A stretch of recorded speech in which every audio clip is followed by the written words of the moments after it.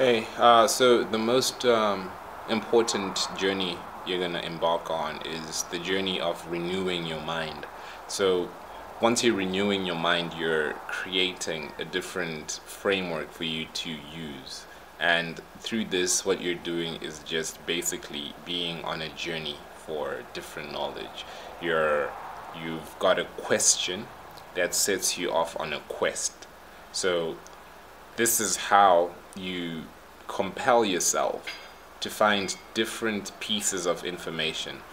This is how you get on this journey that gives you a different understanding of the world, that gives you the answers that you're looking for.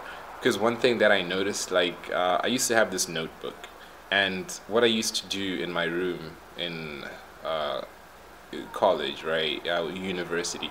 I was in my room, and then I used to do this. Like, it's just a thing that I just used to do. Like, I'll just write down a question, and then I'll just sit quietly and sort of meditate. Just let it flow.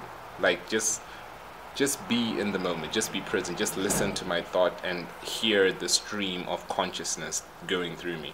And when I used to do that, I might get distracted and write another question.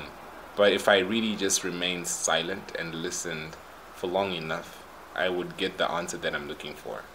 So this would be something that, not to say that, hey, how do I make um, an aeroplane or something?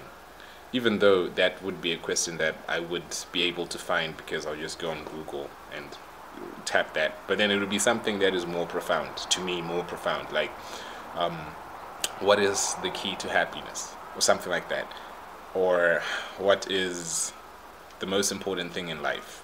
Or something like that. Like, I just used to write those types of questions in my notebook. I actually still have that notebook, right? But so I just used to write those questions, and bam, that would just come to me.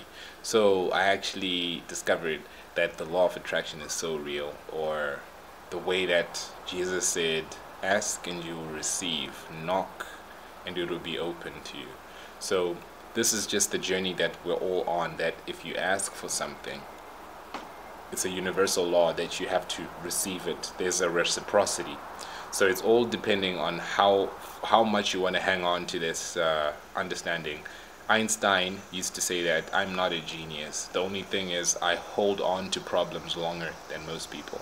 So when I heard that, it actually reminded me of that journey with my book, that my notebook, right? My journey with my journal. That's what a journal is. It just records your journey. So it reminded me of that journaling that I used to do, that used to actually transport me to a different place or give me different information.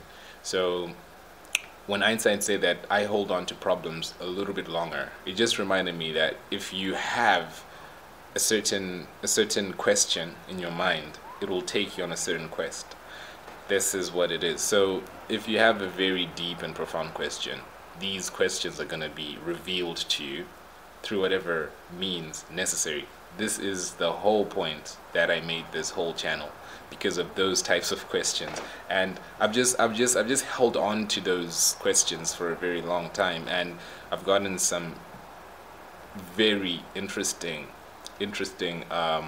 answers, some very, very interesting understandings. So this is how it just worked out for me, that all right, so through this journey I got these quests. Like, I got on these, like, different quests, and I just gained a different perspective because I had these in mind. I had these issues, these themes, these symbols, these ideas. I just kept them in mind, and through that, like, the initial thing is I just wrote them down, and then I got an immediate answer. But then, that we live in an infinite world, so that answer is infinite. So still having that question in mind, I got infinite variations of the same answer, because we live in a very, very, very, very complex universe, which is very simple. So the answers are so simple, but the way that it happens is, like, perplexing to me, because it's like billions of people in the world, but then I have my like it's the way that it was so specific is the thing that is crazy. Like I could ask myself something that's happened in a specific time in the past, and since it's in me, I got the specific answer. So it was just interesting to me how the creator um, pays specific attention to each and every part of this creation. Even even mosquitoes get specific attention. So even your thoughts get specific attention. But we don't have the luxury these days to just keep quiet, to be silent. But silence is the most important thing. Silence is the most important thing, because that's one thing that changed. Because if I wasn't silent, I wouldn't have gotten the answer. And to be silent is to listen. It's an anagram for listen. Silent and listen have the same letters, so they have the same let there be light. Like they have let is to allow, so they have the same allowance, so they have the same power, because silence is to listen. You can't listen if you're not silent.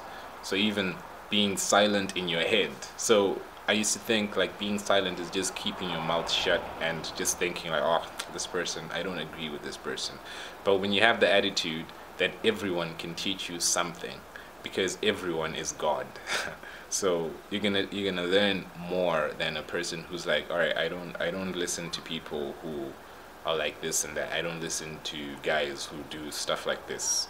But use every opportunity as an opportunity to renew your mind, and use every chance to get more insight into into what life is, into the nature of this universe, into what really matters, what doesn't matter, and what matters to you.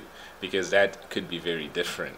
It's very difficult, because some things that are not good for me are definitely good for you, according to who you are and what you're here for.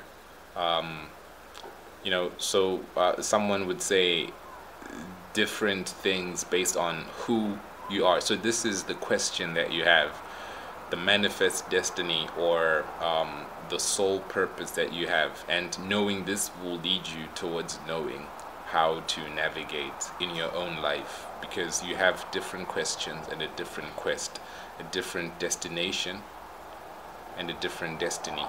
So so this is the key to understanding this, because one man's meat, one man's treasure is another man's poison, and is another man's uh, rubbish. So knowing that renewing your mind is being on this quest of refining, like sharpening your insight, and listening better to what is inside of you, what guides you. Everyone has guidance inside of them. This guidance will come through the insight that you have. This guidance is a small, still voice. So you have to listen carefully to the things that you are hearing. Like, what are you seriously hearing? What are the things that you are hearing? What are the things that you've heard in the past 24 hours? Not from anybody, but from yourself. That, alright, like when you tell yourself in your heart, like, alright, maybe I should just write a chapter of that book that I wanted to write. And you ignore yourself. If you ignore yourself, you're not listening.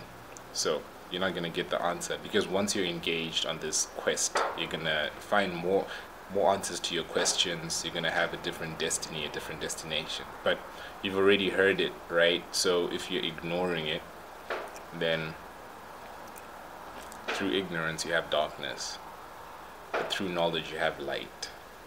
So it's your choice. Like if you know the voice and you actually understand it, this is gonna change your paradigm, and through this you're gonna have a different insight. So some things that I used to do about this is just to sit down and listen to myself, which is something like meditation, or just start writing something, because I like writing. So I just started writing, just randomly started writing. So I got to hear what I was thinking. So you can do this in so many different ways. Maybe you're the type of a person who want to take a walk, which is what I like to do as well. Or, so many different things. So just renew your mind constantly and daily.